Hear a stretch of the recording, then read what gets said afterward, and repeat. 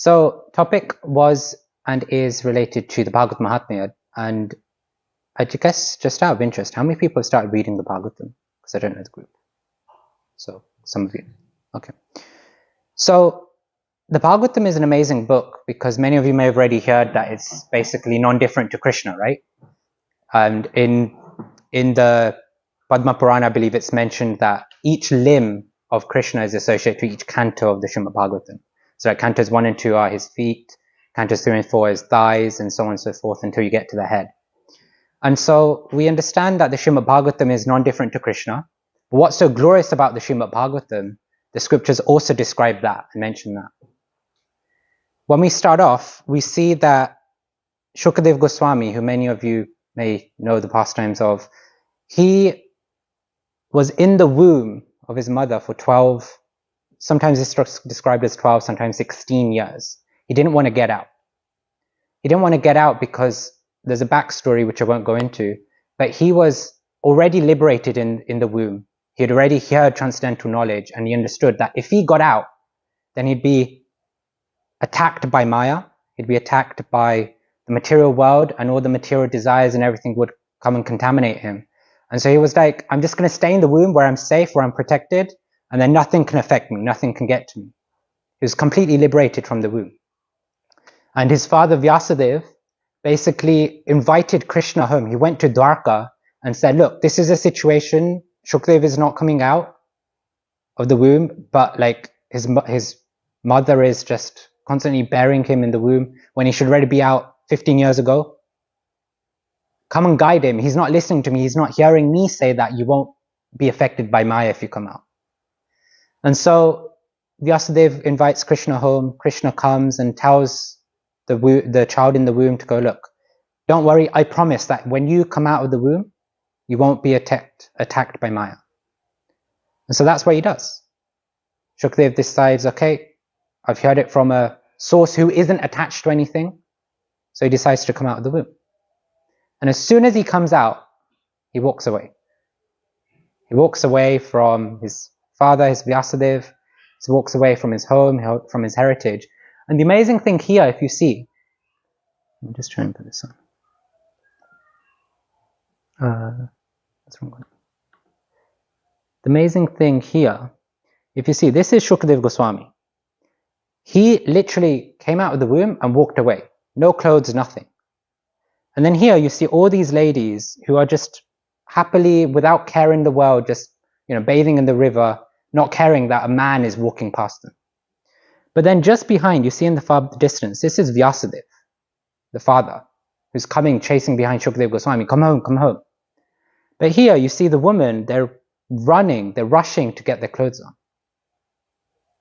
When Vyasadeva asked these ladies, like, why is it that when Shukadev Goswami, when my son, he was passing by, you guys didn't care at all. But when I'm passing by, when I, Vyasadeva, wrote the literatures, he compiled the Vedic literatures. When I'm passing by, when I'm an incarnation of Krishna himself, in terms of the literate incarnation, yet you're scurrying to put your clothes on. Why the difference? And the ladies explained that that's because Shukadev Goswami, he's so transcendental that he had no distinction between man and woman. But Vyasadeva, you're a married man. You had a distinction between man and woman. And that was a character of Shukadev Goswami. That's how transcendental he was. That's how detached he was from everything in the world. That he could pass by naked, see others naked, and he didn't have any care in the world. And they could see that. They could see the potency in Shukadev Goswami. But Vyasadeva was desiring that Shukadev comes back. Because Shukadev Goswami, Srila Prabhupada describes that he had a very Brahman-oriented understanding. He had a, what's the term? Jnani, yeah. He had a Brahmavadi realization of Bhagwan, where he just saw that there was oneness. He didn't see that there was a personal Krishna, but he was attached to just nothingness in one sense, just the impersonalism. And so Vyasadeva was really encouraged and trying to encourage Shukadeva Goswami to come back, but Shukadeva Goswami wouldn't hear anything. And so what Vyasadeva did is that he sent 2 of his disciples to Shukadeva Goswami and said, I'm giving you these verses, please recite them to Shukadeva Goswami, and maybe these verses will encourage him to come back. And these 2 verses are found in the Srimad Bhagavatam. One is 10.21.5. Barhapidam natah baru papu karnayo karnikaram bibradvasa kanaka kapiksham vejayantim chamalam randran venur adara sudhaya purayan gopavrinde vrindaranyam swapadaramanam pravishayat gita kirtihi. Wearing a peacock feather ornament upon his head, blue karnika flowers on his ears, a yellow garment as brilliant as gold, and the Vajayanti garland, Lord Krishna exhibited his transcendental form as the greatest of dancers. As he entered the forest of Vrindavan, beautifying it with the marks of his footprints, he filled the holes of his flute with the nectar of his lips, and the cowherd boys sang his glories. So this verse, Shukadeva Goswami heard this verse, and he could see and hear that there's a personality who looks so beautiful, wearing a peacock feather, flowers on his ears. He could just see how beautiful Krishna looked. But he was thinking that, okay, in the world there's so much beauty, there's so many beautiful people out there in the world. So many people will call 10 out of 10. But just because they look 10 out of 10, doesn't mean their heart is 10 out of 10. Not saying anything. Right? But we see this, right? People look so beautiful on the outside, but inside they're just crooked. They're just, they've got no character. And so Shukadeva Goswami continued walking on. But then the second disciple recited the second verse, which is 3:2-23. Aho bakiyam stanakalakutam jigam sayapaya yad apyashadvi lebe gatim dhatruchitam tatonyam kamva dayalum sharanam rajema. Alas, how shall I take shelter of one more merciful than he, who granted the position of mother to a she-demon, Putana, although she was unfaithful and she prepared deadly poison to be sucked from her breast. So the first verse described how beautiful Krishna looked. But in this verse we see that Krishna, I'm assuming everybody knows the pastime of Putana, and how she came to basically kill Krishna when he was a baby by putting poison on her breasts, such that she would feed her breast milk to Krishna, he'd drink the milk and be poisoned and die at the same time. But here we see that Krishna gave the position of a mother to Putana, who tried to kill him. And so Shukadeva Goswami is thinking here, how wonderful is this person? Who is this person? Outside he looks amazing, and even his character, even though somebody tried to kill him, he's like, but you gave me your breast milk. You're my mother. Even though there was poison, you're my mother. Not only was the outside beautiful, but the inside was also beautiful of Krishna. And so Shukadeva Goswami was purchased by these 2 verses. And he asked the disciples, who's your spiritual master? Who taught you these verses? And they took him back to Vyasadeva, and there it's described in some of the sources that Vyasadeva basically narrated the 10th canto to him, all the pastimes of Krishna. And thus Shukadeva Goswami was fully absorbed in Krishna's pastimes.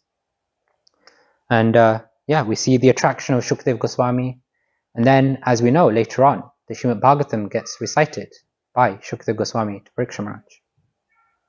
But we see here how the Srimad Bhagavatam, and specifically Krishna's pastimes, are so beautiful and so attractive that even somebody like Shukadeva Goswami, who was a liberated person, who had an impersonal understanding of the philosophy, but he was fully detached from everything, became attached to Krishna and Srimad Bhagavatam. And even he couldn't give it up. That's how elevated the Srimad Bhagavatam is. And Srila Prabhupada's given us the opportunity to associate with that Srimad Bhagavatam. And you guys are fortunate to have a weekly Sangha, which will hopefully next week start with Srimad Bhagavatam. And as I kind of talked about, the Srimad Bhagavatam is the Granth Avatar. First 2 cantos described as Krishna's feet. Third and fourth is thighs. Fifth is navel. Sixth is chest. Seventh and eighth is arms. Ninth is throat. 10th is face. 11th is forehead. And then the 12th is head. Like this in the Padma Puran, there's actually a nice elaborate verse that talks about all of these verses, or these cantos, and relates them to Krishna's body. So it's no wonder that Srimad Bhagavatam is so beautiful, because we understand, we hear Krishna's name, fame, qualities, pastimes. They're all this non-different to Krishna, and they're all equally beautiful. And so, as Niskanj Prabhu was sharing, I thought before we start the Srimad Bhagavatam, it's nice to go into the meditation of how amazing the Srimad Bhagavatam is before we actually start. So that's why I know a couple of weeks back, Niskanj Prabhu and I had a catch up, and we were talking about this Sangha actually. And I was inquiring, okay, like how is it, like what's the plan, what you're going to do? And I was talking about how I want to do the Bhagavata Mahatmya for the Bhagavata Life course. Because I had an extra session, so I was like, I want to do something different. So I started with the Mahatmya to glorify, not only glorify Srimad Bhagavatam, but also understand how to approach the Srimad Bhagavatam when we hear it. Because we can all sit in the Bhagavatam class in the morning and we'll all take something different from it. Some people will transform their life and heart from it. Some people will hear it and then go to Prashad and then start talking about the football and the cricket and this, that and the other. Because there's a certain quality that's required to hear the Srimad Bhagavatam and get the maximum out of it. So I don't know how you guys run the Sangha, but I'm conscious that I'm just speaking. If you guys are comfortable with that, then I don't mind. But I mean, maybe good to maybe pause and any questions and thoughts or anything. I thought Canto 10 was about the heart. Canto 10 was about the heart. It says face. I'm confused. Because I thought it was the most essence that you can't go there until you read the rest of the Canto 9 on it, from 1 to 9. So I'm a bit like, why is it called face? So it's the limb of, so Canto 10 is the limb of, is the face of Krishna. So in the Padma Purana, it's described what each canto is in terms of the bodily limbs of Krishna. Now, if you think about it, when we go to the deities in the temple room, what do? What's the etiquette? We pay our obeisances, and then we start from the feet and make our way up. In the same way with the Srimad Bhagavatam, we start with the feet. We start with cantos 1 and 2, and then make our way up. And that's why Canto 10 is at the top of the face. Because you don't approach the face of Krishna until you've gone to his feet. No, I get that, but I just don't want to be called the hearts because you see because it's the beauty of Krishna. The lotus face of Krishna.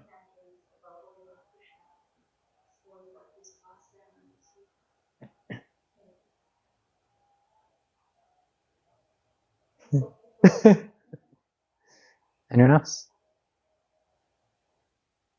Has anybody heard the glories of Srimad Bhagavatam before?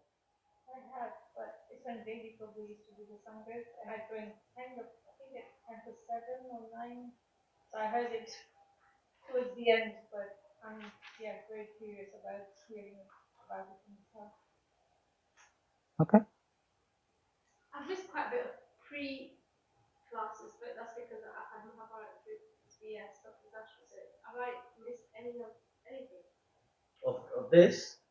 No, like, you did quite a lot of Mahabharata before. So have I missed anything from, is this the beginning of Srimad Bhagavatam? Like, have we done anything before that? We haven't done any Srimad Bhagavatam. Oh, okay, No. right. So you just, anything that I missed is just the Mahabharata. I'd say so, yeah.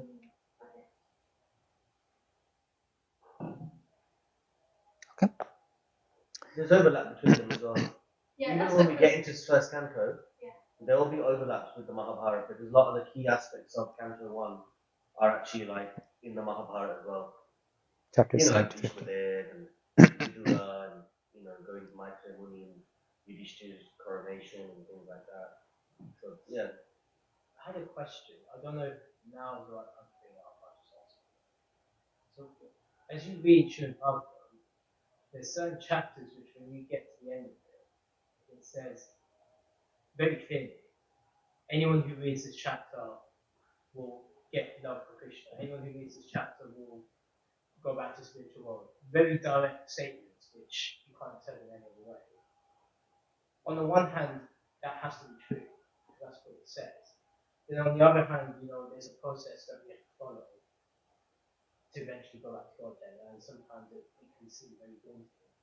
You kind of wonder, am I going to get there in this life or not? So how do we kind of reconcile those kind of statements? Because anyone who reads Srimad Bhagavatam has a bit of faith, and we read it in the right context generally. So you read the chapter with faith, and it should come true technically unless I'm misunderstanding something. But then on the other hand, you're definitely not qualified to get to that level. So what reconciles the two? What you're actually saying is that you will find this a lot in Krishna consciousness, not just in Bhagavatam. Like, when you get to, like, let's say they say if you take a bath once in the Ganges, all your sins are washed away.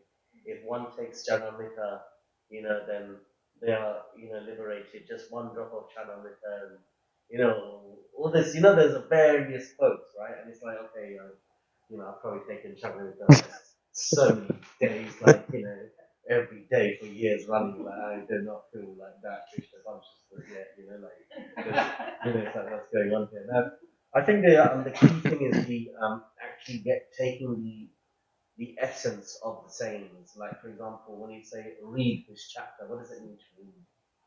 Like, when Prabhupada says you have to hear the holy name. There's hearing, and then there's hearing, right? There's chant, like what all of us are chanting, but are we actually chanting?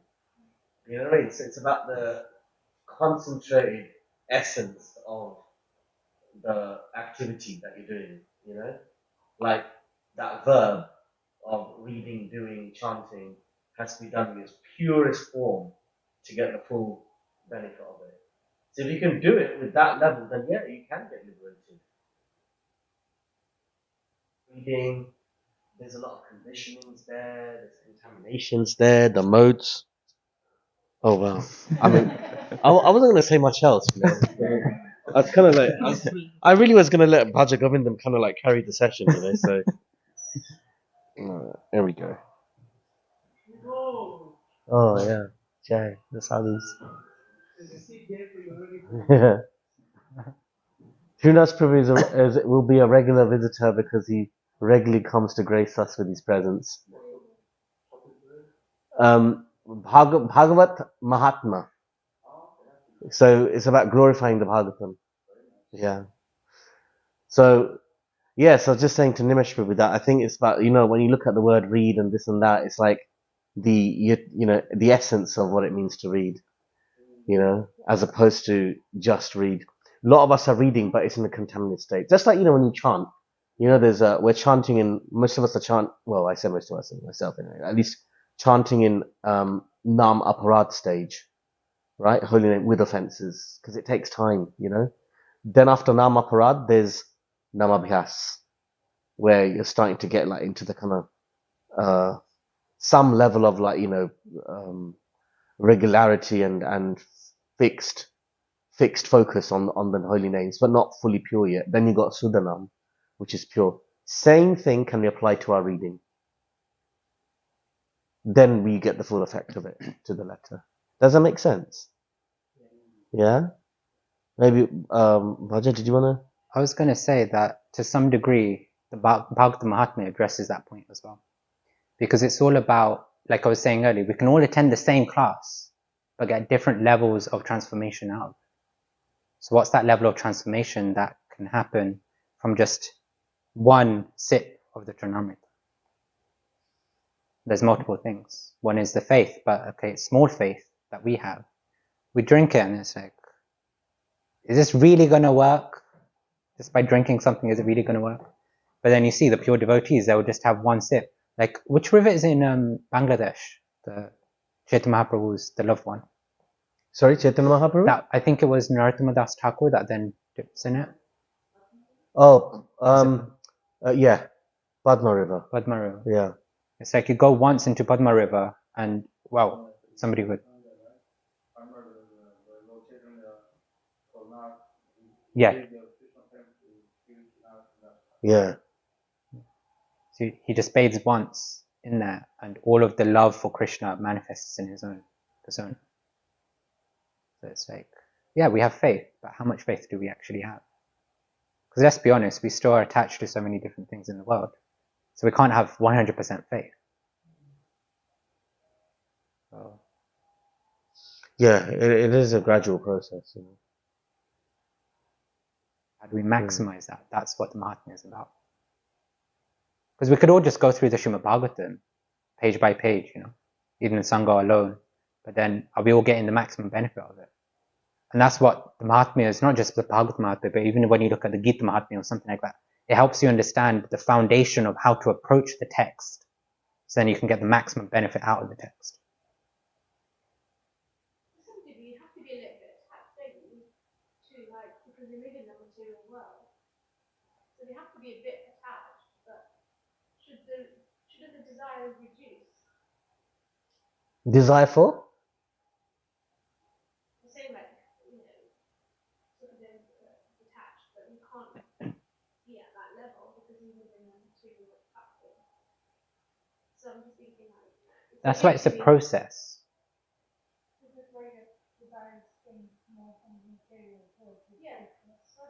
that's what I mean, like, That's exactly what happens, though. Yeah. Your desires will change. You will become more spiritually inclined. You'll start losing taste for mature things. Some taste will linger longer than others, but eventually you'll get to a stage where you do want to actually let go of everything and just focus fully on Krishna. I mean, it might be in one life, it might take a few lives, but that is the whole point. That's how it's meant to be. You have to completely let go of this world. You have to let go and not have any taste for it whatsoever if you want to go back to Godhead. Because actually Bhagavatam says, right, if you have any taste left by the end of your life, you're going to have to come back and clear it out. I mean, that's the benefit of having a spiritual master. Yeah. He trains you. Yeah. Mm. Yeah. 100%. He knows your nature and he gives you Krishna's service. Mm. That's why actually Krishna sometimes even puts devotees in different backgrounds and sometimes even in rich opulent backgrounds to show, like, look, even these guys are actually renouncing it.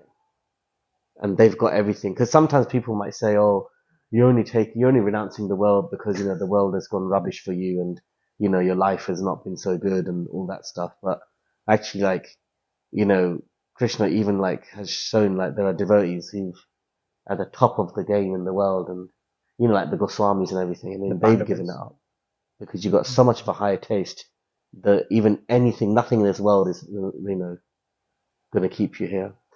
So interesting, on that note, Shivaram Swami Maharaj says that sometimes Krishna will keep... The thing is, if you become completely desireless in the material world, basically you're effectively ending, your body's going to finish now. Because your body is your karma, right? Sometimes Krishna will keep some of your karma here because he wants you for some purpose. Like for some mission or something. So he keep that body going. But internally, you're kind of coming out. Sometimes Krishna will also, this is what Shiva Maharaj said, he will hold back the full extent of your realizations and your realizations. What did I say? Your renunciation and your realizations, because he wants you to do something here. That's why there are cases where devotees are practicing for many years, and they're kind of advancing at a certain level, but then at a certain time, boom, it's like you see then suddenly the levels of elevation, it's like going like this and then exponentially just goes boom up like that. It's like, what happened there? What happened? He was practicing for 30 odd years like this, and then in the last sort of 5-10 years before he left his body, suddenly it just went next level up, right? Because actually the advancement was already there, but Krishna just kind of kept it kind of under wraps, just because Krishna wanted that person to kind of do some service for him in the mission. And if you got too advanced, he'd be so much in transcendental ecstasy that, he may not get so much into the material energy for the mission and all that kind of stuff. I think Govinda is an example of that. Oh, yes. Please share, Prabhu. There's one pastime where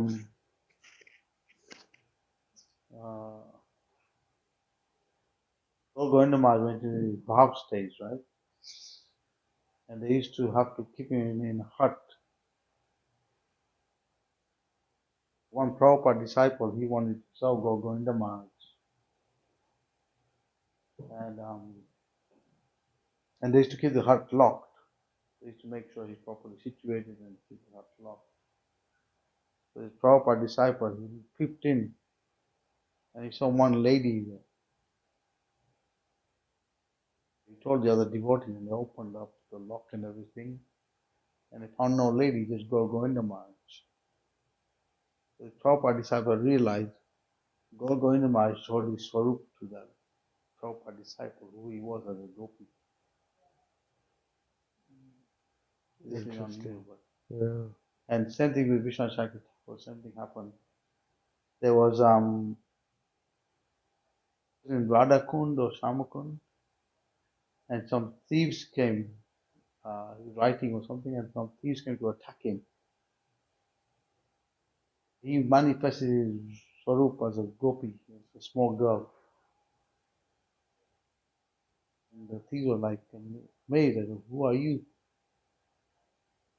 And the culture in India is people know spirituality to some extent, and they realized that this was his real form as a gopi. And they surrendered to him, became his disciples.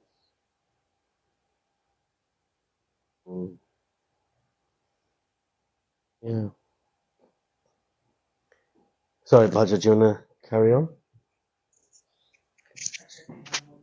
Yeah, go for it. There's some aspects to this because I feel like sometimes a lot of your sadhana helps as well. Trying to as accessible as possible.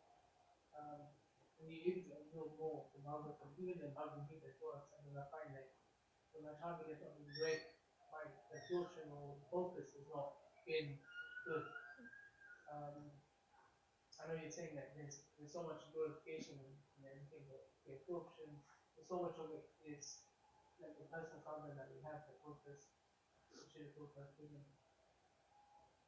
it's like saying drop of turnover, but then like how where does it like you know what I mean? Like it also depends on everything else, how you're following. It's not just like oh yeah, drop of turnover, but that means you'll be like you're going for criminal saying.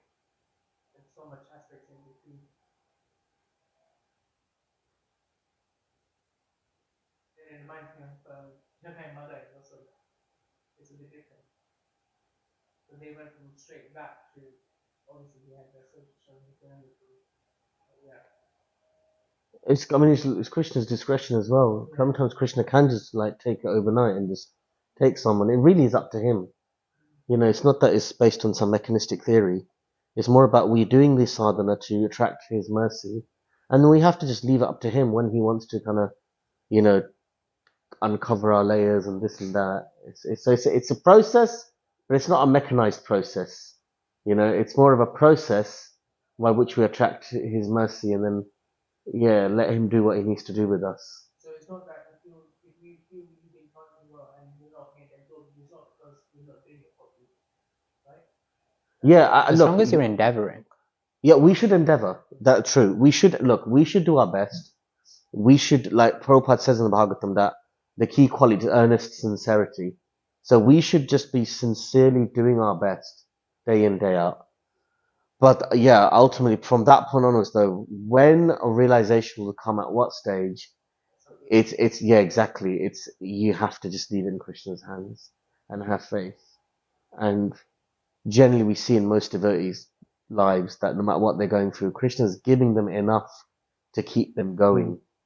You know, just with all the kind of like obstacles and, you know, problems that come in our lives and, you know, all the rest of it, he gives us enough to keep us going. And because ultimately it's also said, Krishna never gives you a test that you cannot pass, you know.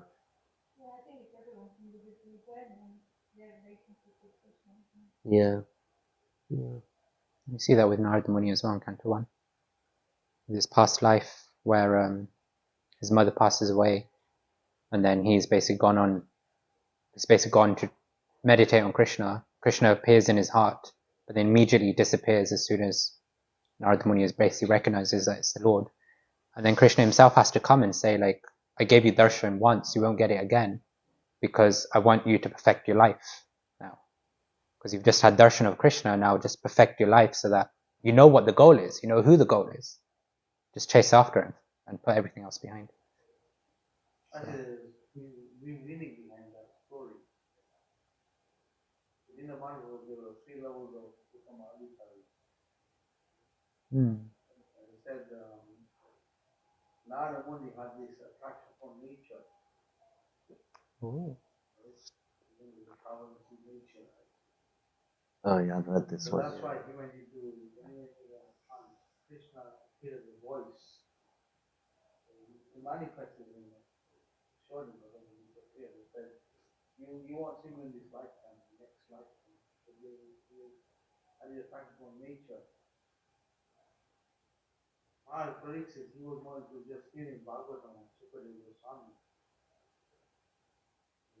He left his body, right? 7 days. The highest, yeah. So this is the highest. You have to hear Bhagavatam.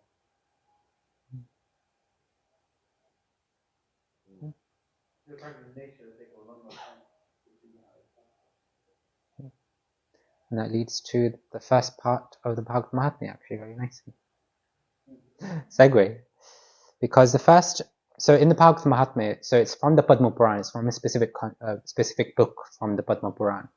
And in there, there's different glorifications of the Srimad Bhagavatam given in different, in like 6 or 7 chapters, something like that. And it starts off with a story of 4 personalities. So the one at the top here is Narada Muni. And basically, trying to give a short version of the background, is that he's basically traveling the world like he is, traveling preacher. And he decides to come to the earth because he's heard and he understands that the earth is a very, very spiritually elevated place. Because here, you have Vrindavan, you have all these places. But also it's described that it's more spiritually enlivening and enlightening than the higher planetary systems as well as the lower. Because in the earthly realm, we've got the right amount of suffering and the right amount of happiness to be able to focus on spiritual things. In the high planetary systems, there's so much happiness that you're just overtaken by that happiness, and then you just want more and more. You just want to expand your desires, and therefore you don't focus on anything else. In the lower realms, there's so much suffering that you can't do anything other than just focus on trying to get away from the suffering. And so in this platform, in this realm, we're rightly situated to be able to focus on Krishna and go back. And so Narada Muni comes here, but when he comes, he realizes that, hang on, this isn't the earth that I thought it was. Because he happens to come at the time of Kali Yuga, where all the 4 principles of dharma, truthfulness, cleanliness, purity, chastity, all these things are basically null and void. It's described in the Mahatmya that even holy places, even the ashrams, even the Brahminical personalities, the brahmanas, they all are basically consumed by contamination, by corruptness. And so Narada Muni is just perplexed, he's confused, he doesn't understand what's happening. He's concerned for all the people. And so he basically speaks to the 4 Kumaras at some point. The 4 Kumaras are described to be more elevated than Narada Muni in many ways. And what he sees on earth is that he goes to Vrindavan and he goes specifically to the Yamuna River. And at the Yamuna River, he sees that there's a nice, young, beautiful woman who is lamenting and crying over 2 elderly personalities. And Narada Muni is just looking from like behind a tree or somewhere far, just trying to like observe what's going on here. So every now and then the woman's trying to revive the old man, trying to help them up, but then they just collapse, they just pass out, they're just completely bereft of any life. And Narada Muni gets curious, so he comes up and questions the woman, who are you? Who are these old men? Why are you guys here? What's going on? So this woman calls herself that she is Bhakti Devi. And her sons are Gyan and Vairagya. We want to understand who Bhakti is, devotional service. Gyan is knowledge, Vairagya is renunciation. And so here we find that Bhakti Devi is introducing herself as the mother, and she's saying that my two children are these old men, Gyan and Vairagya. And she's asking Narada Muni, how is it that I am so young and these two personalities are so old? And she describes a whole history about how she was born in South India, how she traveled. When she got to Gujarat, the Gujaratis among us, which I think is most of us, when she got to Gujarat, she found that her health started to deplete. She became very ugly and she became very old. And her children also became like that. And then she went further north to Maharashtra, to Vrindavan, and she regained her youth. But Gyan and Vairagya, her sons, were still very old and still sick. And so she was asking, like, how is it that I became young, but my sons still are really old? And so Narada Muni explains, I'm just going to skip this.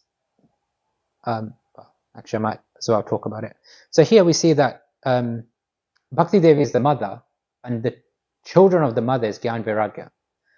Now, for a mother or a parent, you know that when you go somewhere, if you have your children with you, then you have two types of children. One type of children just run away and just do whatever they want.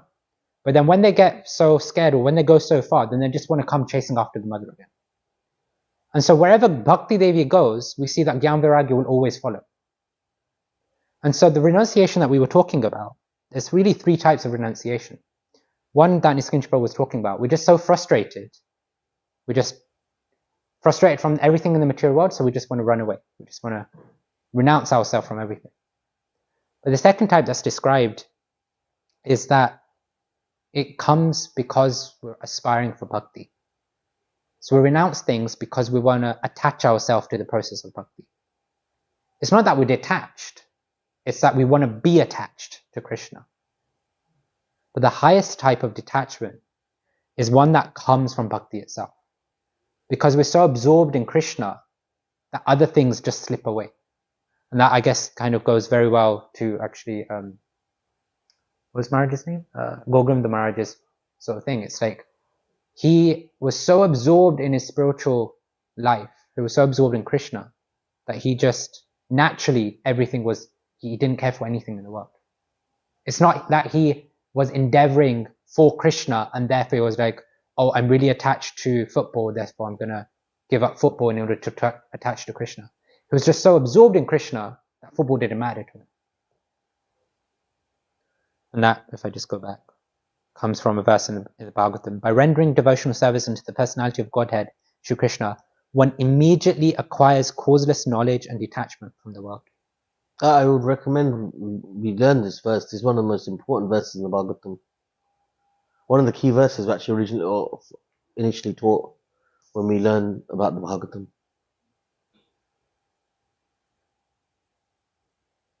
Two 7. Yeah. So she's asking Narada Muni, how is it that this is possible? And Narada Muni explains somewhat very briefly that, and he understands what's going on. He understands that when she was in South India, there were so many pious, so many religious people who were spreading Krishna Bhakti everywhere, Madhvacharya, etc., all these personalities. So that's why you were able to be young even as you traveled north. But when you went to Gujarat, the Gujaratis who say Krishna Maroche, Krishna is ours because of Dwarka and all this, they started to really worship and honor business and money much more than Krishna. Krishna went into the backside, but business bhakti became the thing. And when he went to Vrindavan, you became rejuvenated by health because there's so much bhakti that's present in Vrindavan. But when you go to Vrindavan, you see that Gyan and Vairagya are not very present. People are so absorbed in loving Radharani and Krishna, but they don't necessarily have the knowledge or the detachment from things in the world. And so that's why this is happening. And Narada Muni is perplexed. So he's thinking, okay, I need to help Bhakti Devi. I need to help the Gyan Vairagya. So he tries different things to try and revive them. He tries reciting the Vedic literature, the Vedas, the Vedanta Sutras, the Upanishads. He even recites the Bhagavad Gita, and it's described in the Padma Purana that he recites it many times. And all that happens is that Gyan Vairagya, they get their life, they somewhat get up, but then immediately, because of lethargy, they fall back. So like this, Narada Muni is trying different things, but he has no idea how to help. He's tried everything. And so he goes to the four Kumaras, and the four Kumaras hear this situation. They go, just hold a Bhagavat Sapta, a 7-day recitation of the Srimad Bhagavatam. And Narada Muni is confused, because he's thinking Bhagavatam, Srimad Bhagavatam is just the essence of the Vedic literature. When I recited all of the Vedic literature, how can the essence of the Vedic literature, which is just a summary of the Vedic literature, help? So that's where the four Kumaras basically explain that actually, yes, the Srimad Bhagavatam is the essence, but specifically, it's Nigama Kalpataror Galitam Phalam. It's the ripened fruit of the Vedic literature. If you imagine a tree has sap, or like a liquid that runs through it. That liquid, you can't taste it, you can't drink it from the roots, you can't drink it or taste it from the trunk, you can't drink it or taste it from the branch, you can't drink or taste it from the leaves. But when that liquid, when that sap manifests and assembles itself into the fruit, then it tastes so juicy, tastes so fine. And that's what the Srimad Bhagavatam is for the Vedic literature. The Vedic literature is described like all of the parts of the tree, but then the Srimad Bhagavatam is that fruit. And that's why, even though it's the essence, even though it's got the same sap running through it, because it's assembled into the fruit, it's tasty and it's different. It's got its own potency. Another example is like the other scriptures like stars and Bhagavatam is like the moon. All of them shine, but there's a special shine from the moon. And so Narada Muni is convinced, and so what happens is that he holds a 7-day recitation. He invites many sages, the four Kumaras recite it, and then ultimately Bhakti Devi, Gyan, Vairagya become rejuvenated.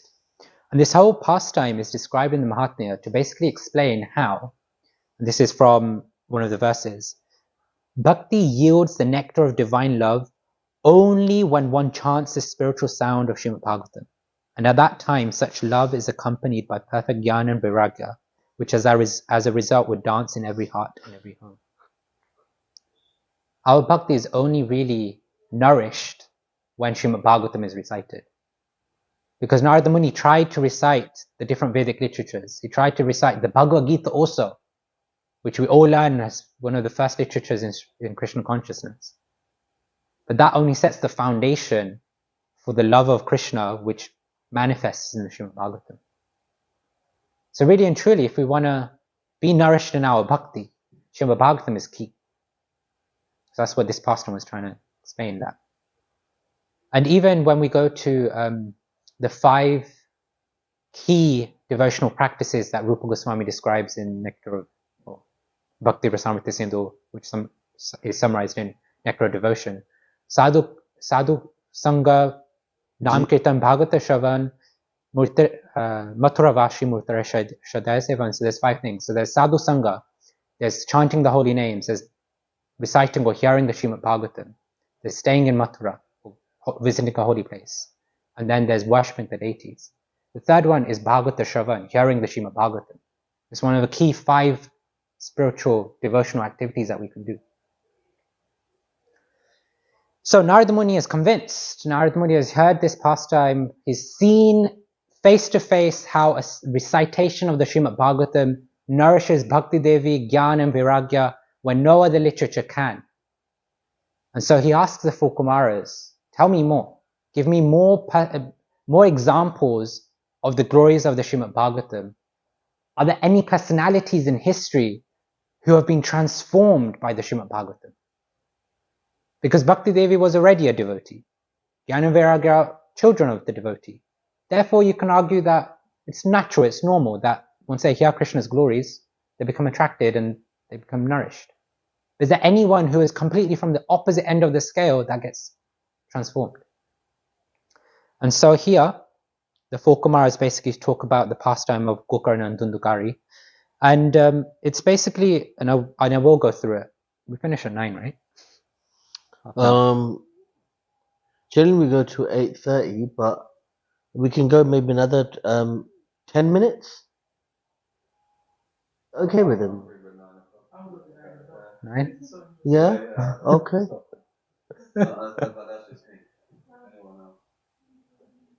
Okay, Alright. that's good. Yeah, Yeah. Okay, I'm fine, yeah. okay. Are you alright, Priya Radhe Saki Mataji? Right. The name's changing Priya every Saki Radhe Mataji. So in the second part of the Bhagavatam Mahatmya in the Padma Puran, the four Kumaras recite the story of Gokarna and Dhundukari to Narada Muni. And it's basically different personalities. So Atmadev is the father, Dhunduli is the mother, Gokarna and Dhundukari are the children. And it's basically an account of how to hear the Srimad Bhagavatam. Okay, so we're all reading the Srimad Bhagavatam, we all hear the Srimad Bhagavatam, but how do you actually hear the Srimad Bhagavatam? So the first one, it's how our bhakti is nourished by the Srimad Bhagavatam, but then how does that nourishment really manifest in the heart? And so it starts off with Atmadev, who is basically a Brahmana, and he's a very rich Brahmana, and his wife Dhundali, if I just go back, his wife Dhundali is described to come from a very well-respected family, but she herself was quite crooked. She loved her gossip, she loved talking ill of people. I can see somebody's laughing. Maybe no, I shouldn't joke. No, she is. It's described like that. I'm not even joking. I'll show you the verse afterwards. But yeah, she's crooked. She likes her gossip. She's very adamant as well. Like she always wants her way with things. And Atmadev is a very pious, a very well-learned, respected Brahmana. And he would live his life by begging, but because he never really did much, he was quite rich as a Brahmana. And they lived quite happily together with a loving bond, even though personalities were so opposite. But they had one problem with them, and that is that they didn't have a child. And it's described that many, many years passed, and Atmadev became, I think in his 60s, I think it's described 65 by the end of the pastime, and they didn't have a child. And so as he was getting older and older, he started to lament. He started to do so many different rituals to try and have a child. It just wouldn't happen. And so when he got even older, when he went past the retirement age, the Vanaprastha age, he started thinking, oh my gosh, I don't have a child. What's the use of my life? So he basically decides to go to the forest, not to accept Vanaprastha and attach himself to Krishna, but to give up his life. And just then, a sadhu, a great saintly personality, I believe in some translations it's described that he's actually a sannyasi, comes and meets Atmadev, and he's like, what's happened? What's happening? Why are you so distressed? So Atmadev explains the whole situation, and then this sannyasi, this sadhu, basically is looking, because he has the mystic power to be able to read people's foreheads.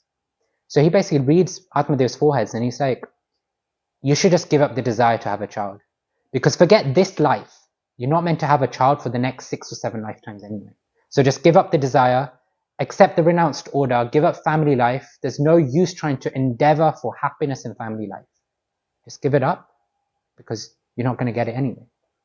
But Atmadev was so attached to having the child that he just didn't want no as an answer.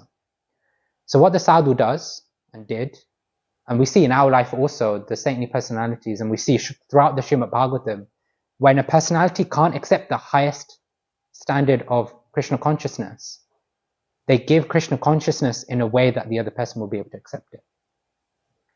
Dhruva Maharaj is a classic example with Narada Muni and so many other personalities. And even in our lives, we'll see, okay, the saintly personalities are telling us to do X. We're like, no, I can't do X. I want to do Y. So then they let us do Y, but with certain barriers or certain gates in place that allows our trajectory into Krishna. And so that's what the sadhu does. What he does is that he gives a fruit to Atmadev and says, give it to your wife, and if she eats this fruit, she'll become pregnant. But also, if she practices the austerities of religion, so being truthful, giving in charity, fasting, all these things, then that child will be very, very pious, very well learned, very well respected. And so Atmadev's happy, he goes home, he thinks his wife is going to be happy, Dhunduli. He explains the whole situation, gives the fruit to his wife, and Dhunduli, and then he leaves. And Dhunduli's thinking, but if I eat this fruit, I'll get pregnant. If I get pregnant, that means my waist is going to go bigger. And if that happens, that means I'll also have to perform all these austerities. I won't be able to eat properly. If I won't be able to eat properly, I won't be able to do my service. I won't be able to do my chores properly.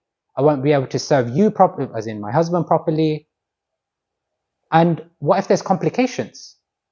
What if there's complications at birth? What if the child, like Shukadev Goswami, doesn't come out for 16 years? What if after birth, the child isn't a normal child and there's complications? So she doesn't want to eat the fruit. And she's crooked. So she's keeping the fruit with her for now. And then it's described, I don't know timescales, but it's described that after some time, her sister comes home. And she explains the whole situation to her sister. And funny, they come from a family of very pious, very well religious, respected personalities. But both sisters are crooked. And what happens is that the sister says, okay, the sister says, look, I'm pregnant. She was pregnant at the time. But if you give, look, your husband's very wealthy. If you give lots of wealth to my husband, he'll willingly accept the wealth. And what we'll do is that when the child is born, we'll give you the child. You can pretend it's your child, and I'll pretend like I had a stillborn child. And in terms of looking after the child, because obviously it needs mother's milk, etc., we'll arrange something. We'll just pretend like you don't have milk in your breasts, and then I'll come and feed, give the milk. So Dhundali thinks about it, and she's like, good idea. That way I don't have to get pregnant. That way if there's complications, you deal with it. But this fruit, what do we do with the fruit? So they decide to give it to the family cow. Back in those days, cow was a real wealth, and therefore even in India, you go, villages, most houses will have a cow, at least one. And so the fruit goes to the cow. After some time, the sister gives birth to a child. And after 3 months, the cow also gives birth to a child. And here you have it. This on the right is the child of the sister, and his name is Dundukari. And on the left, the cow actually gave birth to a human child with cow ears. And thus he was called Gokarna. Gokarna, which means go, which is cow, and Karna, which is ears. So this is Gokarna and Dundukari. I hope this isn't going to go off. I have no idea. Behind the TV. I don't know why it says idle when it's clean. Anyway, you might want to check if you can. Dundukari, as he grew up, and as Gokarna grew up, it was very evident the difference in their personalities. Just to confuse things, the personalities are switched here. So the one on the left is Dundukari, the one on the right is Gokarna. Gokarna grew up to be a very saintly personality. He was very well learned, he was very well respected, and actually it's described that he was very detached in a very spiritual way. Whereas Dundukari, he was a right old menace. He, from a very young age, would hit people, he would take babies and throw them in the well, he would beat his own parents up, he would burn houses, and all these things he would do. He even beat his parents up. So the two personalities were very, very different. Otherwise, just pull the HMI out, and then just put it back in. Actually, let me do that from this end. Let's see if that works.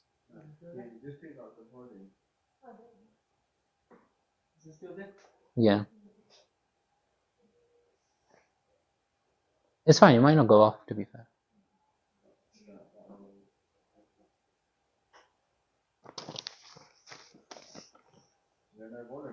Yeah, it's in a volume.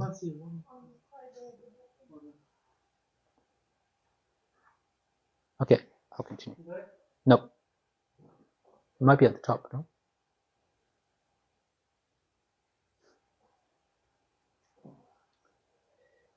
But seeing this, Dhundukari's complete menace, and he was literally a menace to the whole of society, not just his family. Atmadev was lamenting. He was thinking like, what is this situation? I wanted a child, and my child has become so bereft of all religious principles. Yeah, that worked. But you put something in the middle, it might go off. Yeah, it's gone. Thank you. So Atmadev is just like, what should I do? He had no idea what to do. He couldn't kill his child. He couldn't like get rid of him because it's his child. But he couldn't do anything. And so he basically goes and is lamenting about the whole situation. And in doing so, Gokarna comes and is inquiring from Atmadev, like, okay, you're experiencing all of this, but maybe now you should just renounce. You know, now is the right time that you just leave everything. Like, what's the point in living out family life when it's giving you so much misery? There's no point to it. Just leave it and go away. And so Atmadev agrees, and he's thinking, yeah, there's nothing better I can do for myself. Let me just detach myself, go to the forest, try and focus on Krishna. And so who's left at home? The mother, Dhunduli, Gokarna, and Dhundukari. And what happens is that because Dhunduli is no longer protected by Atmadev, Dhundukari's atrocities over his mother become even worse. He starts stealing from the house and everything, and any time his mother would say anything, he would beat her up, non-stop. And so Dhunduli was fed up of this. She couldn't tolerate this anymore, naturally. And so what she decided to do is she decided to go and commit suicide. Literally one night, she ran to the village well and just jumped in and committed suicide. And Gokarna was so detached that after he performed the last rites, he just left. Because he was so detached from everything, he just left. And Dhundukari now had the whole house to himself. He had all the wealth to himself. And what he decided to start doing is keeping 5 prostitutes with him. And this one kind of gives it away, what the prostitutes do. Funny enough, they're all from one place. I tried to create an AI version of one of these pictures, but it took so long. It was like, and then Krishna arranged that I find these images. I was trying to find something for Bhakti Devi's pastime, but it just couldn't find anything. And it took too long to create just one AI image for that. I'll show it afterwards. It just took ages. He kept 5 prostitutes, and you do anything for them. He would literally, like, if they wanted something, he would literally burn, kill, steal, whatever it was for them. And at some point, the prostitutes started speaking to each other and thinking, like, hang on a second. At some point, Dhundukari is going to be caught by the king. And if he's caught by the king, then all of the wealth that he's got will lose it. So what they decide to do is that they decide to kill Dhundukari themselves. So that way, they get all the wealth, they get everything. They can usurp everything. And when anybody would ask, they would explain that, oh, he left for a year. He said he's going to go and get lots and lots of wealth and come back after a year. Somehow that flew. So that's what they did. They killed him. And Dhundukari, because of how much sin he had accrued, and because he had died an untimely death, he actually became a ghost. And Gokarna found out that Dhundukari had died. He didn't know that he was a ghost, but he found out that he died. And so what Gokarna did is that he went to Gaya. Gaya is the best place to perform last rites.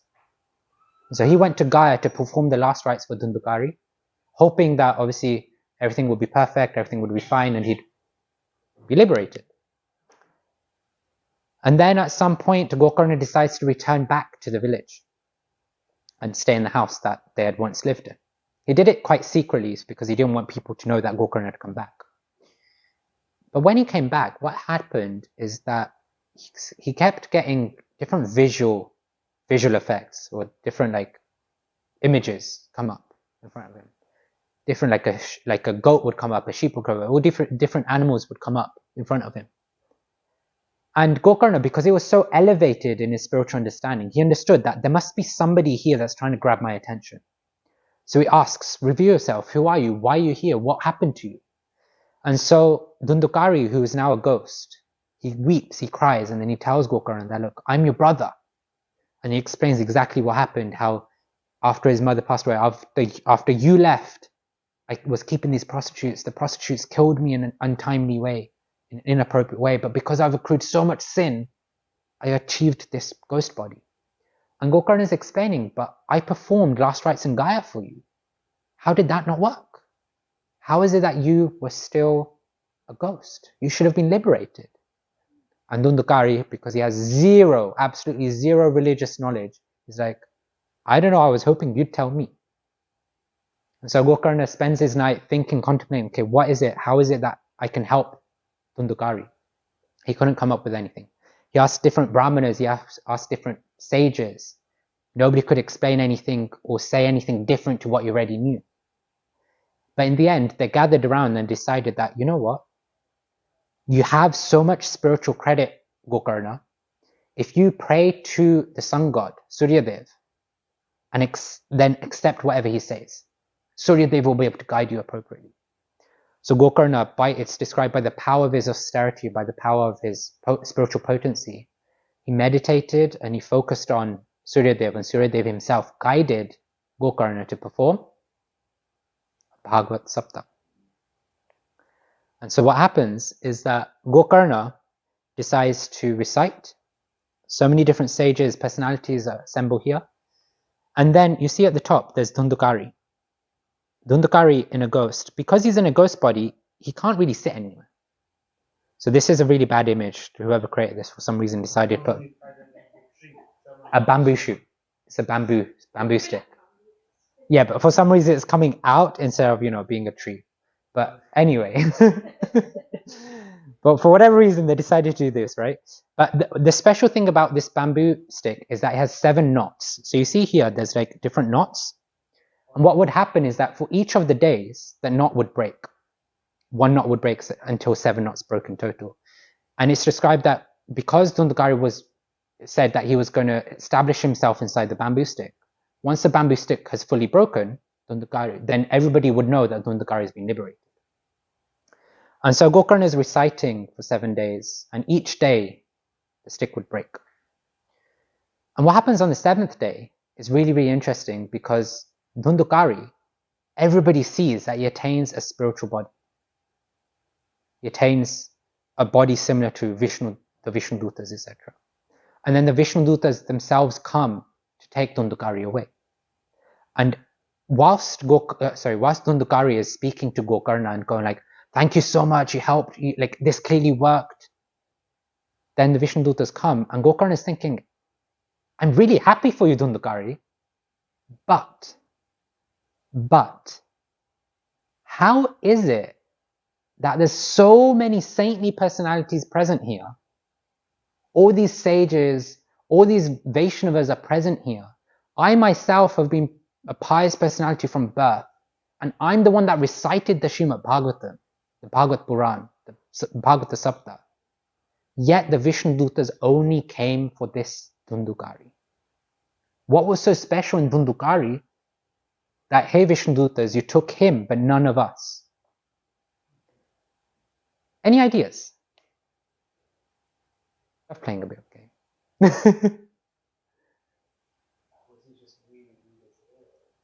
Okay, eagerness to hear. But Gokarna was the one reciting it. Would he not be eager? Okay. I think it's what you were talking about is how to listen to it. How to listen to it. You listen to the back and it's free. Yeah. It's all in the quality of hearing. And seeing. No, you know the guru.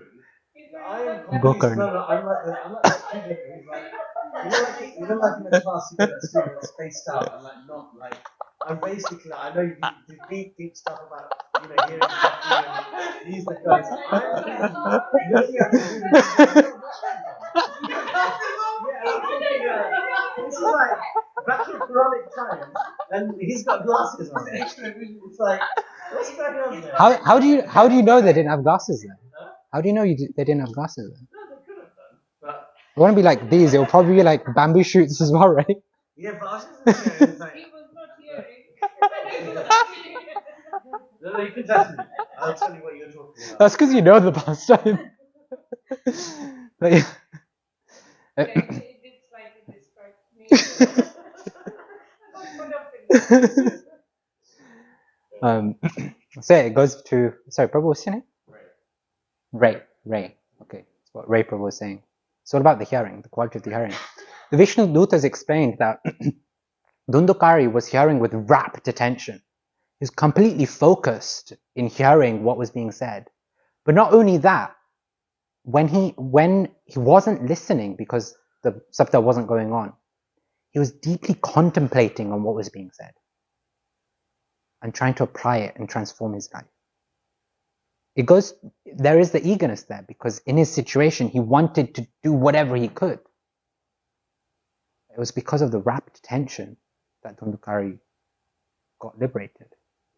And the Vishnudutas then explained that if you were to hold another Bhagavad Sapta with all these personalities, and if people were hearing with rapt attention, then Vishnudutas would come and take everyone in the assembly. And actually, Gokarna, because you are so special, you are so pious, you are so learned, you are so spiritually elevated, Krishna himself would come to take you. And so he holds another Bhagavad Sapta. We can see here that basically so many personalities assemble because they heard that if you just hear with rapt attention, go back. And in the purport to 1344, Srila Prabhupada really emphasizes this point of rapt attention. Says, simple hearing is not all. One must realize the text with proper attention. The word Nivishta means that Sutta Goswami drank the juice of Bhagavatam through his ears. That is the real process of receiving Bhagavatam. One should hear with rapt attention from the real person, and then he can at once realize the presence of Lord Krishna in every page. The secret of knowing Bhagavatam is mentioned here. No one can give rapt attention who is not pure in mind. No one can be pure in mind who is not pure in action. No one can be pure in action who is not pure in eating, sleeping, fearing, and mating. But somehow or other, if someone hears with rapt attention from the right person, at the very beginning, one can assuredly see Lord Sri Krishna in person in the pages of Bhagavatam. The quality, the way to hear the Srimad Bhagavatam is not just to hear it like we watch EastEnders or whatever else is on Netflix and TV these days, just passing time. Is to hear it with full focus, with rapt attention, such that even when we're not sitting in front of the Srimad Bhagavatam, the whole day we're spending contemplating and thinking about what we've just heard and read.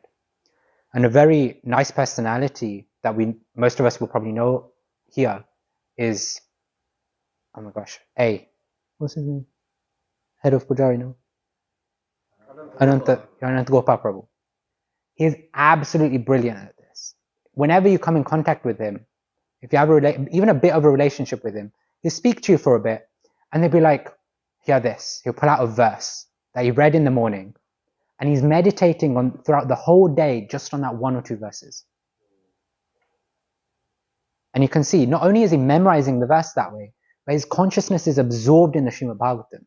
Srinivas Prabhu is also an example because he's had an instruction to read the scriptures for many hours a day. I don't remember how many hours. Lies. He told me that one day.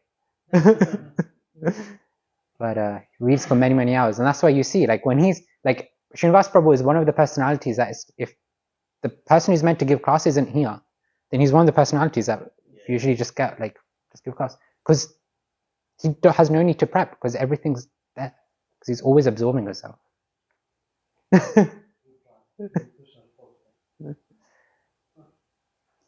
So I often bring this diagram up in Gita life, in Bhagavata life, I did it in Bhakti life also, I think. Yeah. Because I love this diagram. In modern day, we have this pyramid, the learning pyramid. And it describes how to get the maximum out of our learning. The top part is all about passive teaching methods. The bottom part is about active teaching methods. But this very well corresponds to what the Vedic literature teaches us. There's 4 principles in Vedic literature. Shravanam, which is hearing. Hear or read from the scriptures. But if you want to take it deeper, do mananam. Contemplate, reflect on what you've read and heard. Because that's what builds a rapt attention. It's not just about how attentive you're in the class. is how attentive you are to the teachings from the class when you're outside the class. Then there's nididhyasanam also, which is applying it to life. Applying it to life also means teaching it to others. Speaking about what you've heard with your family, with your friends, helping them learn. But the key principle, you can do all the shravanam in the world, you can do all the mananam in the world, you can do all the nididhyasanam in the world. But the way to transform the heart is by doing the fourth thing, which is vandana, praying.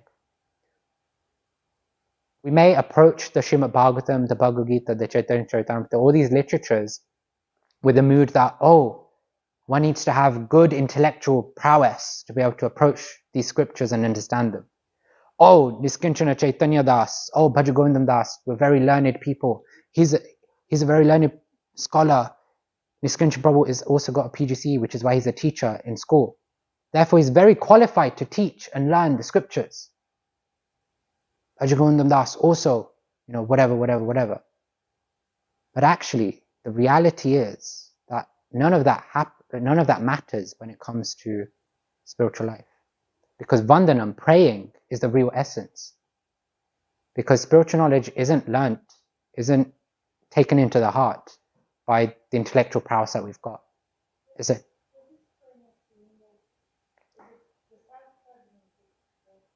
Sadhana is there. Sadhana is part of the practice. But also, when we're approaching the scriptures, when we're coming to the scriptures, we recite the Mangalacharan when we start. Why do we do that? Because we're approaching the higher personalities, the Acharyas, Krishna himself, and all the whole lineage to say, please bless me and help us really enter the texts in the right mood and the right consciousness. Sometimes we just say the prayers, the Mangalacharan, as a ritualistic thing, right?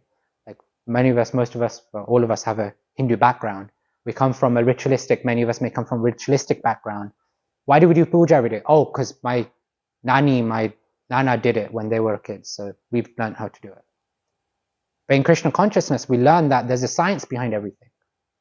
And the science behind glorifying the teachers and Krishna before we start Srimad Bhagavatam class, before we read the scriptures or anything, is because we're inviting their blessings, we're begging for their mercy to enter the texts in the mood that we're just an instrument, and Krishna, you please enter my heart and manifest whatever knowledge, whatever wisdom you want to manifest in there.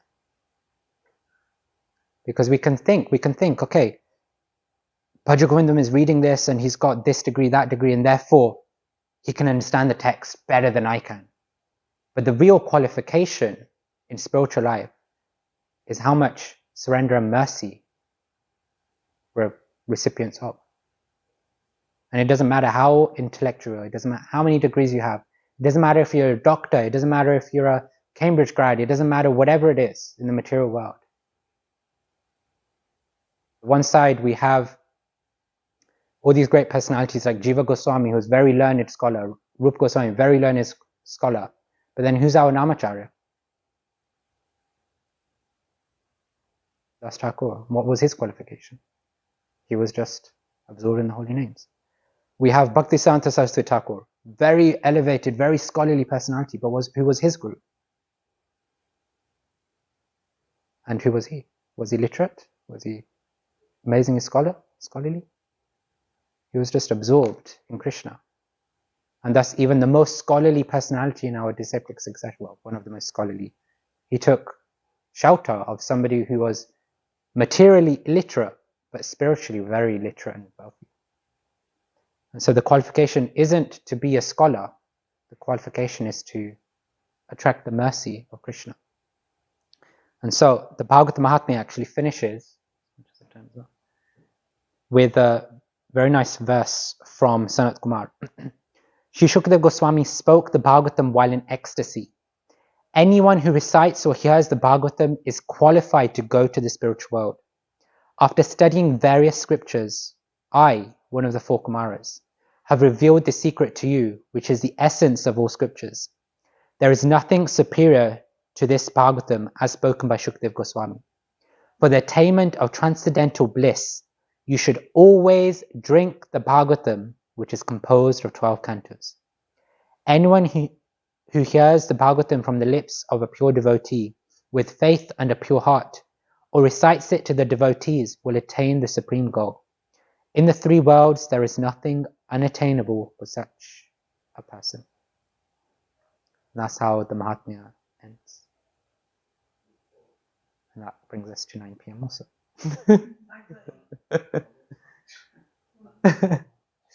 So, questions, comments? Anyone have any questions or thoughts? I just had one question.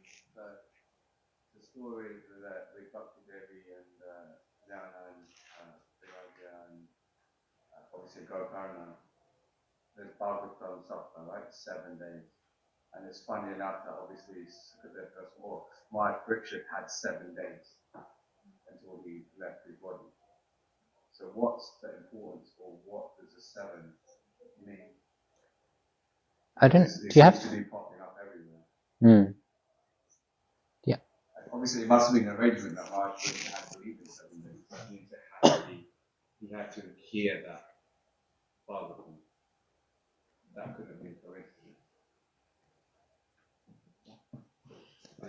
I don't know. I mean, no, I can't say with confidence anything. I can only speculate. Says, if someone doesn't drink water for 7 days, doesn't eat, he can leave his body, right? You require water for some amount of time. If you just stop drinking water, you don't need anything. That's what Maharaj Pariksit did, right? He didn't drink water, didn't eat anything.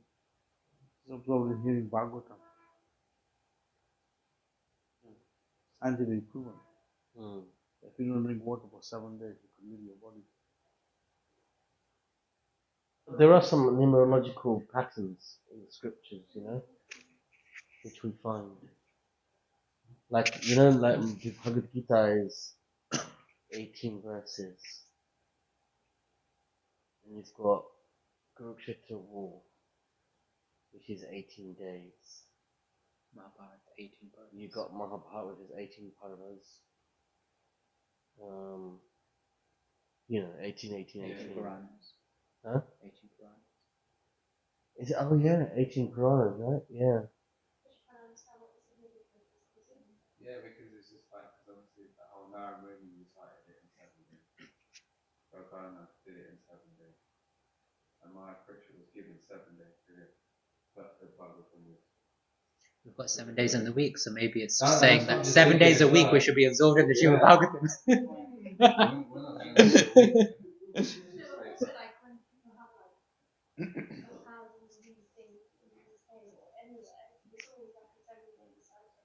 So, scripturally, 7 days is there. So I remember reading one of the explanations. It doesn't explain why 7 specifically, but it does explain that actually in the scriptures it's described that it's Bhagavad Sapta because it's the ritual for 7 days, which you have to do so many other things with. But why specifically 7? No idea. But actually, that's probably the best explanation. The 7 days in the week, therefore it's only 7. Bhagavatam 7 days a week.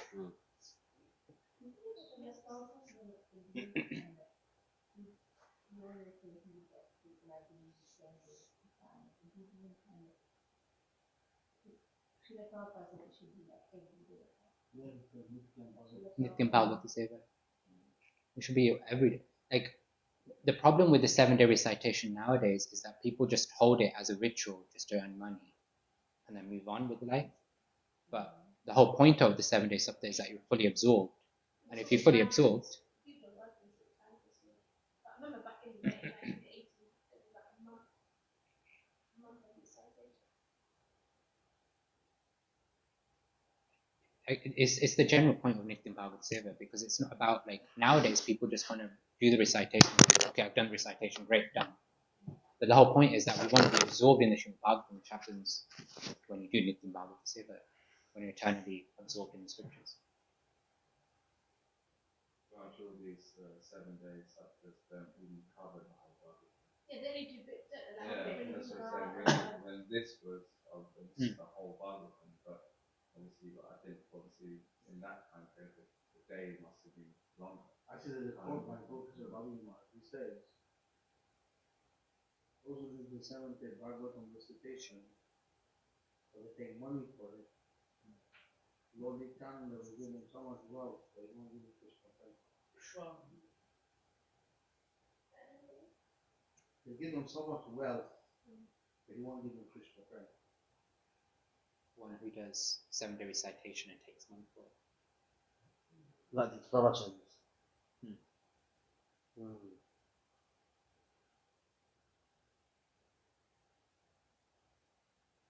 I mean, actually, you know, the Bhagavatam is so vast. Like, there's a quote by Bhaktivedanta Saraswati Thakur that, you know, he did a lecture and spoke on the first verse of the Bhagavatam every day for 2 months. Every day he spoke on just the very first, like literally 111, right? You know, for like 2 months, and each lecture was like, you know, like a few hours. 10 hours long. Yeah. Kishmark says it's 10 and a half hours long for 3 months straight. For 3 months, okay, so 10 and a half hours, 3 months straight, and he said that actually this is still not enough to just cover this one verse. So they actually said that if you were to actually use that calculation to try and go as much in depth into every single verse in the Bhagavatam, and if you were to live to 100, you still wouldn't be able to complete the Bhagavatam. So it's something to be argued that, you know, like obviously, yes, it's good to get the overview of the Bhagavatam and things, but to actually tap into the Bhagavatam is not even capturing the overview. It's actually like just zoning in and just going deep, even if it's just one verse, but going deep enough to get realized. You know, that's why in Vedic scriptures, you know, narrative. This is actually a very interesting point. In Vedic paradigm, narrative is not important as important as it is in the Western paradigm. Which is why people with Western mindset, this is one area of the Vedic scripture they find frustrating, is dating, chronology, all that stuff. Because for even Western spirituality, it's a very big thing, you know? Like dating. Like when did this happen and when did this happen? Whereas you'll notice in the Vedic scriptures, that's secondary importance. More important is the actual essence of each conversation, regardless of the time and space in which it was held. Like, you know, even when you look at the Bhagavatam, you know, there's something with conversations within conversations, and conversation within conversation. I'm sure, well, maybe excluding Srinivas Guru, but I'm sure for the rest of us, we probably have at some point lost track of, we're reading a conversation, what greater conversation was that part of? Because at one point in the Bhagavatam, it goes 7 layers in. So it's a conversation within a conversation.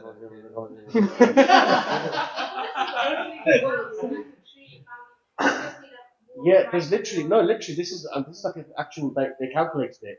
At one point, it's 7 conversations in. How much are you going to keep track of that? The whole point is you're not meant to, like, that's not the important thing. The important thing is actually the distilling the essence of it. And this is from Sant Kumar, Sanatana Goswami's. Oh yeah, that's the one we sing every session. We didn't do it today. But yeah. Oh, you sing it? Okay. Yeah, this is from Sanatana Goswami. Yeah. And from the Krishna Lila Stava. Yes. Yeah. Can I ask a quick question? Okay.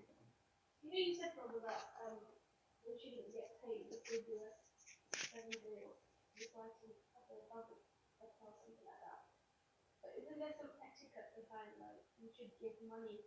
And It's the expectation part. It's the fact that you're doing it in order to basically get money versus you getting donation off of doing it. In the olden days, the culture was that you would, you would get. The culture was people would give dakshina. Yeah, you'd give donation. Unfortunately, in modern days they don't. No, but donation could be through like grain, food. It could. Oh, absolutely. I mean, remember in those days, I imagine it would mainly be barter system anyway, right? Because money as a concept is, I think it's more of a Kali Yuga concept. You know, when they did the whole monetization of, you know, that's where things go a bit crazy. But before it was barter, so they'd give gold, cows, land, you know, things like that. You read in the Bhagavatam all the time, right? You know, like some king, some emperor giving like so many cows and so many golds to, the brahmanas and this and that. Real solid wealth. Equity. Real equity. Not brand equity, like actual equity. I just wanted to bring attention to the third one, which is talking about just even one syllable of the Bhagavatam can give us pure love. Yeah. So, And that's the key thing, because it is actually about going deep into the thing, and then because also it's one of those things where if you go deep into the Bhagavatam from one section, even if you haven't read the whole Bhagavatam, if you become pure and self-realized from that one section, you will know the whole Bhagavatam. like imagine 1.1.1, we just read like 4 lines of Sanskrit, and it's like, this means this translation. Okay, great, perfect, move on. But Bhaktisiddhanta Saraswati Thakur speaks on it for 3 months and it's still not done. Like one verse, right?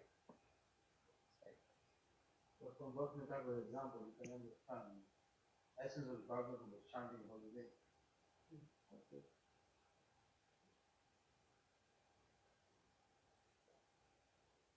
Cool. Okay. Thank you so much. Thank you, Bhadra Govindam, for giving that wonderful discourse. This goes Bhadra Govindam. Prabhupada ki? Yeah.